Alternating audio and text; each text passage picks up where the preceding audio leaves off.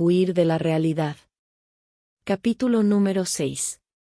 Estas personas siempre están aprendiendo, y nunca pueden llegar al conocimiento de la verdad. Segunda de Timoteo 3, 7. Muchas veces me preguntan, ¿cuándo debería dejar una iglesia o un ministerio? ¿Cuán mal deben llegar a estar las cosas? Entonces respondo con otra pregunta, ¿quién lo envió a esa iglesia a la que está asistiendo? La mayoría de las veces me contestan, Dios. Si Dios lo envió allí, explico, no se vaya hasta que Dios le dé la libertad de hacerlo. Si el Señor guarda silencio, la mayoría de las veces es que está diciendo, no cambies nada. No te vayas, quédate donde yo te he puesto. Cuando Dios nos diga que nos vayamos, nos iremos en paz, sin importar en qué situación esté Él. Ministerio. Ciertamente, con alegría saldréis y en paz os iréis. Isaías 55, 12. Por lo tanto, la partida no será motivada por las acciones o el comportamiento de otras personas, sino por la guía del Espíritu Santo. El hecho de dejar un ministerio no depende de cuán mal andan las cosas. Salir de una iglesia con un espíritu crítico o ofendido no es el plan de Dios. Esto significa reaccionar en lugar de actuar siguiendo su guía. Romanos 8, 14 dice, porque todos los que son guiados por el Espíritu de Dios, estos son hijos de Dios. Observemos que no dice, porque todos los que reaccionan ante las situaciones difíciles, estos son hijos de Dios. Casi siempre que la palabra hijo se utiliza en el Nuevo Testamento, proviene de dos palabras griegas, teknon y bios. Una buena definición de la palabra teknon es aquel que es hijo por él. Mero hecho del nacimiento. Cuando nació mi primer hijo, Addison, él era hijo de John Bevere solo por el hecho de que provenía de mi esposa y de mí. Cuando estaba en la sala, en medio de todos los otros recién nacidos, no era posible distinguirlo como hijo mío por su personalidad. Cuando nuestros familiares y amigos vinieron a visitarlo, no hubieran podido reconocerlo, excepto por el cartel que llevaba su nombre, colocado sobre su cuna. Él no poseía nada que lo distinguiera. Addison sería considerado un teknon de John y Lisa Bevere. Encontramos la palabra teknon en Romanos 8, 15 al 16. Allí dice que dado que hemos recibido el espíritu de adopción, el espíritu mismo da testimonio a nuestro espíritu, de que somos hijos, teknon a de Dios. Cuando alguien recibe a Jesucristo como su Señor, es hijo de Dios por esa experiencia del nuevo nacimiento, ver Juan 1, 12. Pero a todos los que le recibieron y le dieron la bienvenida, les dio la autoridad, poder, el privilegio, el derecho, de ser hechos hijos de Dios, es decir, a aquellos que creen en, se adhieren a, confían en, y se basan en, su nombre. La otra palabra griega que se traduce como, hijos, en el Nuevo Testamento es suyos. Muchas veces se utiliza en el Nuevo Testamento para referirse a, aquel que puede ser identificado como hijo, dado que muestra el carácter o las características de sus padres. A medida que mi hijo Addison crecía, comenzó a parecerse a su padre en su apariencia física y su manera de actuar. Cuando tenía 6 años, Lisa y yo tuvimos que hacer un viaje y lo dejamos con mis padres. Mi madre le dijo a mi esposa que Addison era casi una copia al carbón de su padre. Su personalidad era como la mía cuando yo tenía su edad. A medida que crecía, fue pareciéndose más y más a su padre. Ahora puede ser reconocido como hijo de John Bevere no solo por el hecho de su nacimiento, sino por las características y la personalidad que reflejan las de su padre. Así que, para decirlo de forma simple, la palabra griega teknon significa bebés o hijos inmaduros, y la palabra bios se utiliza generalmente para referirse a los hijos maduros. Si observamos una vez más Romanos 8, 14, vemos que dice, porque todos los que son guiados por el Espíritu de Dios, estos son hijos, cuyos, a de Dios. Vemos claramente que son los hijos maduros los que son guiados por el Espíritu Santo. Es menos probable que los cristianos inmaduros sigan la guía del Espíritu de Dios. La mayoría de las veces responden o reaccionan de modo emocional o intelectual a las circunstancias que enfrentan. Aún no han aprendido a actuar solamente según la guía del Espíritu de Dios. A medida que Addison vaya creciendo, progresará en el desarrollo de su carácter. Mientras más maduro se vuelva, más responsabilidad le confiaré. No sería bueno que permanezca en la inmadurez. No es voluntad de Dios que siempre seamos bebés. Una forma en la que ha crecido el carácter de Addison es por medio de las circunstancias difíciles que ha debido enfrentar. Cuando comenzó a asistir a la escuela, se encontró con algunos bravucones. Escuché sobre algunas cosas que estos chicos malos estaban diciéndole y haciéndole a mi hijo, y me dieron ganas de ir y solucionar todo el asunto de una buena vez. Sin embargo, sabía que eso no era correcto. Mi intervención sería un obstáculo para el crecimiento de mi hijo. Así que mi esposa y yo continuamos aconsejándolo en casa, preparándolo para la persecución en la escuela. Addison creció en su carácter, obedeciendo a nuestros consejos en medio de su sufrimiento.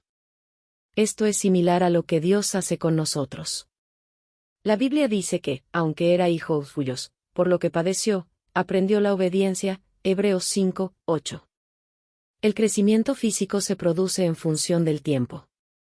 Ningún niño de 2 años puede medir 1,80. El crecimiento intelectual se da en función del aprendizaje. Y el crecimiento espiritual no se produce en función del tiempo ni del aprendizaje, sino de la obediencia. Ahora veamos lo que dice Pedro: puesto que Cristo ha padecido por nosotros en la carne, vosotros también armaos del mismo pensamiento, pues quien ha padecido en la carne, terminó con el pecado. Primera de Pedro 4, 1. Un hijo que obedece perfectamente a Dios es alguien que ha dejado de pecar. Es maduro. Elige los caminos de Dios, no los suyos propios. Así como Jesús aprendió la obediencia por medio de lo que padeció, nosotros aprendemos a ser obedientes por medio de las circunstancias difíciles que enfrentamos. Cuando obedecemos a la palabra de Dios hablada por el Espíritu Santo, crecemos y maduramos en los tiempos de conflicto y sufrimiento. La clave no es nuestro conocimiento de las Escrituras. La obediencia es la clave. Ahora comprendemos una razón de por qué en las iglesias hay personas que son cristianas desde hace 20 años, pueden citar versículos y capítulos de la Biblia, han oído 1000 sermones y leído muchos libros, pero aún siguen usando pañales espirituales. Cada vez que se enfrentan con una situación difícil, en lugar de responder siguiendo la guía del Espíritu de Dios, buscan protegerse a su manera. Son personas que siempre están aprendiendo, y nunca pueden llegar al conocimiento de la verdad. Segunda de Timoteo 3, 7. Nunca llegan al conocimiento de la verdad porque nunca la aplican. Si deseamos crecer y madurar, debemos permitir que la verdad se abra paso en nuestra vida.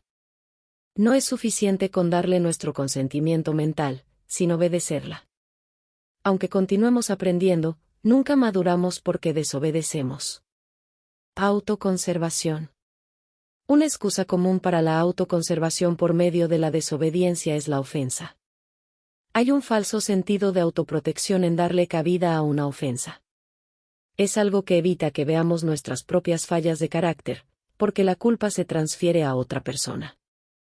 Nunca tenemos que enfrentarnos con nuestro rol, nuestra inmadurez o nuestro pecado, porque solo vemos las fallas de quien nos ofendió.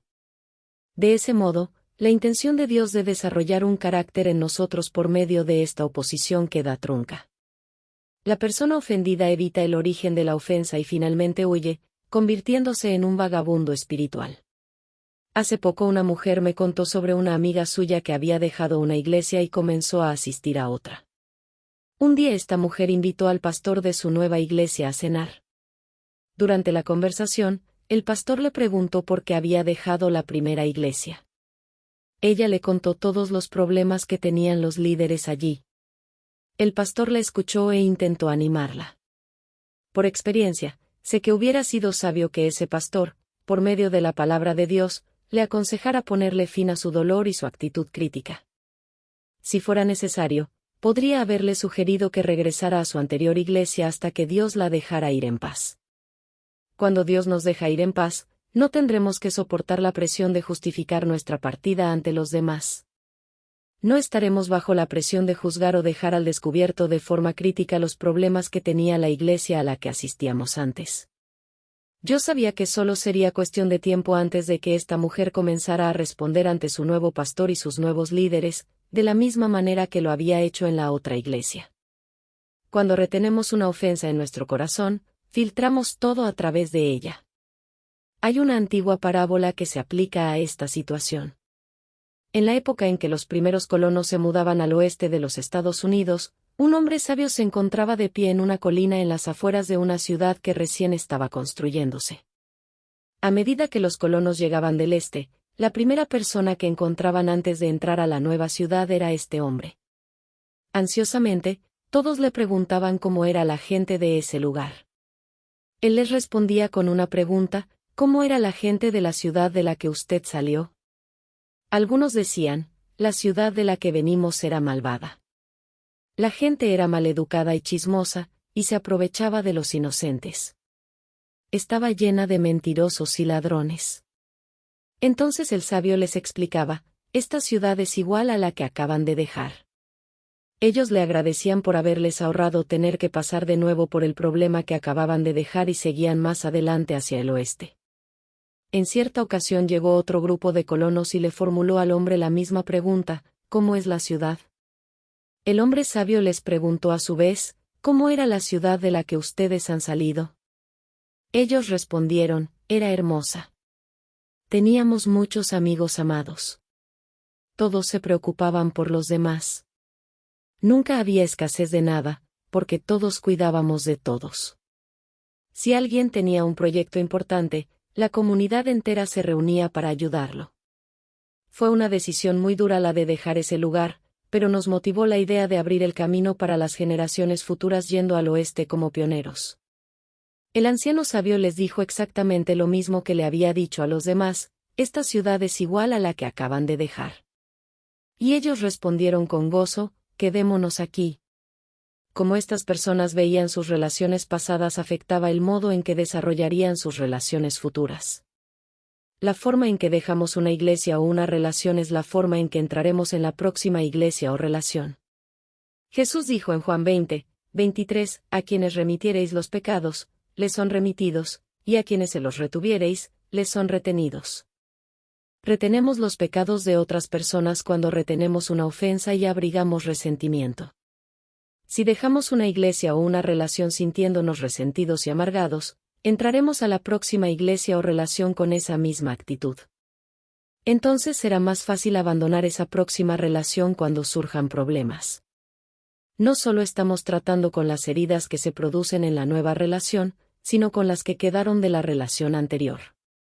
Las estadísticas dicen que de 80 a 85% de las personas que se divorcian terminan divorciándose de nuevo luego de casarse otra vez. La forma en que una persona deja su primer matrimonio determina el patrón de comportamiento que seguirá en el segundo. La falta de perdón que demuestra hacia su primer cónyuge es un obstáculo para su futuro con el segundo, el cual además es adulterio a los ojos de Dios. Al culpar al otro, se ciega a las fallas de su propio rol o sus características. Y para hacerlo todavía peor, ahora se agrega el temor a ser herido. Este principio no se limita al matrimonio y el divorcio. Puede aplicarse a todas las relaciones. Un hombre que había trabajado para otro ministro se integró a nuestro equipo. Él resultó herido por su anterior líder, pero el tiempo había pasado, y sentí que el Señor me indicaba que le pidiera que viniera a trabajar con nosotros. Yo creía que estaba en el proceso de superar esa herida. Llamé al que había sido su líder y le comenté mi idea de incorporar a este hombre a nuestro equipo. Él me animó y me dijo que era una buena decisión, ya que sabía que yo los apreciaba mucho a ambos. Pensaba que este hombre podría sanarse por completo mientras trabajara para nosotros. Les dije a ambos que estaba orando para que su relación se sanara y fuera restaurada. Cuando el hombre se integró a nuestro equipo, comenzó a haber problemas casi de inmediato. Yo intervenía para solucionar las cosas, pero el alivio era solo temporal. Parecía que este hombre no podía superar los problemas de su relación anterior. Era algo que volvía a acosarlo todo el tiempo. Hasta llegó a acusarme de hacer las mismas cosas que había hecho su anterior líder. El hecho de que este hombre estuviera bien me preocupaba más que lo que él pudiera hacer como empleado nuestro. Hice algunas excepciones en su caso que no hubiera hecho con otro, ya que deseaba verlo sano. Finalmente, él renunció solo 2 meses después. Se sentía atrapado en la misma situación que había vivido antes. Se fue diciéndome: John, nunca volveré a trabajar en un ministerio. Lo bendije y lo vi partir. Nosotros los amamos mucho, a él y a su esposa. Lo triste es que en su vida hay un fuerte llamado para desempeñarse en eso mismo que ha abandonado, aunque esto no significa que no vaya a tener éxito en otras áreas. Después que él se fue, me sentí inquieto y busqué al Señor. ¿Por qué se fue tan rápidamente si ambos sentíamos que era la persona adecuada? Unas semanas después, el Señor utilizó a un sabio pastor amigo mío para darme la respuesta. Muchas veces Dios permite que las personas huyan de situaciones que Él desea que enfrenten si en su corazón ellas lo han decidido así. Entonces me relató la historia de Elías, que huyó de Jezabel, Primera de Reyes 18, 19. Elías acababa de ejecutar a los malvados profetas de Baal y Asera. Estos hombres habían llevado a la nación a la idolatría y comido a la mesa de Jezabel. Cuando ella lo supo, amenazó con matar a Elías dentro de un plazo de 24 horas. Dios deseaba que Elías la enfrentara, pero, en cambio, él huyó. Se sentía tan desanimado que oró deseando morir. No estaba en condiciones de cumplir con la tarea. Dios envió a un ángel para alimentarlo con tortas y le permitió que huyera durante 40 días y 40 noches hacia el monte Horeb. Cuando llegó, lo primero que Dios le preguntó fue, ¿qué haces aquí, Elías? Parece una pregunta muy extraña. El Señor le había dado comida para el viaje, le había permitido partir, y ahora, cuando llegaba, le preguntaba, ¿qué haces aquí, Elías? Dios sabía que Elías estaba decidido a escapar de la difícil situación. Por eso lo permitió, aunque es obvio por su pregunta que este no era su plan original. Entonces el Señor le dijo a Elías, ve, vuélvete por tu camino, por el desierto de Damasco, y llegarás, y ungirás a Jezal por rey de Siria. A Jehú hijo de Nimsi ungirás por rey sobre Israel, y a Eliseo, hijo de Safat, de Abel-Mehola, ungirás para que sea profeta en tu lugar. Primera de Reyes 19, 15. Bajo los ministerios de Jehú y Eliseo, esta malvada reina y su maligno sistema fueron destruidos. Segunda de Reyes 9, 10.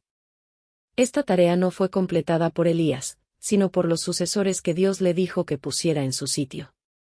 El pastor me dijo, si en lo profundo de nuestro corazón estamos totalmente decididos a no enfrentar situaciones difíciles, Dios nos librará de ellas, aunque no sea su perfecta voluntad.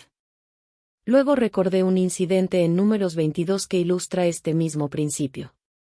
Balaam deseaba maldecir a Israel, porque eso le daría una gran ganancia personal. La primera vez, le preguntó al Señor si le permitía ir, y Dios le mostró que su voluntad era que no fuera. Cuando los príncipes de Moab regresaron con más dinero y honores, Balaam fue a consultar a Dios de nuevo. Es ridículo pensar que Dios cambiaría su forma de pensar porque Balaam fuera a recibir más dinero y honores. Sin embargo, esta vez Dios le dijo que fuera con ellos. ¿Por qué, entonces, cambió Dios de parecer?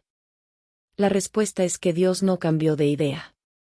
Balaam estaba tan decidido a ir que Dios se lo permitió. Por eso su ira se encendió contra Balaam cuando lo hizo. Podemos continuar molestando al Señor con respecto a algo, para lo que Él ya nos ha mostrado cuál es su voluntad. Entonces, Él nos permitirá hacer lo que deseamos, aunque sea en contra de su plan original, aun cuando vaya en contra de lo que es mejor para nosotros. Muchas veces el plan de Dios nos hace enfrentar heridas y actitudes que no deseamos enfrentar. Sin embargo, cuando huimos, nos alejamos justamente de aquello que podría fortalecer nuestras vidas. Negarnos a tratar con una ofensa no nos ayudará a deshacernos del problema. Solo nos dará un alivio temporal. La raíz del problema sigue intacta. Mi experiencia con el joven que contraté también me enseñó una lección referente a las ofensas y las relaciones. Es imposible establecer una relación sana con una persona que ha dejado otra relación sintiéndose amargada y ofendida. Es necesario que haya sanidad. Aunque este hombre decía que había perdonado a su anterior líder, no lo había olvidado. El amor olvida las maldades cometidas para que haya esperanza en el futuro. Si en realidad hemos superado una ofensa, buscaremos con diligencia hacer las paces. Puede que no sea de inmediato, pero en nuestros corazones buscaremos la oportunidad para que se produzca la restauración.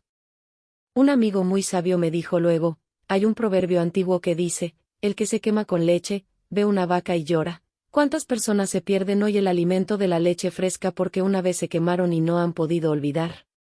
Jesús desea sanar nuestras heridas. No obstante, muchas veces no le permitimos hacerlo porque no es la senda más fácil a seguir. Este es el camino de la humildad y la negación de nosotros mismos, que nos lleva a la sanidad y la madurez espiritual. Es la decisión de que el bienestar de otra persona es más importante que el nuestro, aun cuando esa persona nos haya provocado gran dolor.